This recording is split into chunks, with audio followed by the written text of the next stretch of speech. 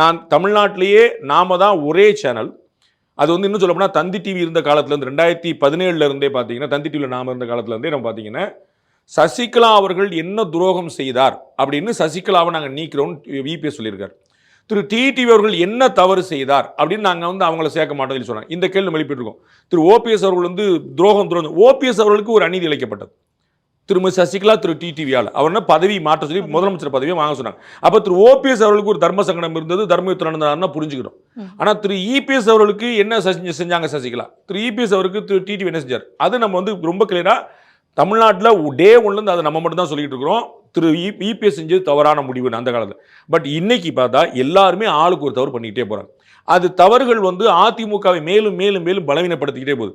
இப்போ திரு விஜய் மாதிரியான ஒரு கட்சி எமர்ஜ் ஆகிட்டு வரக்கூடிய நிலைமையில் 6 மாதத்தில் சரியாக தேர்தல் வரக்கூடிய நிலைமையில் இது வந்து அதிமுகவுக்கு நல்லதில்லை பை ஆல் மீன்ஸ்.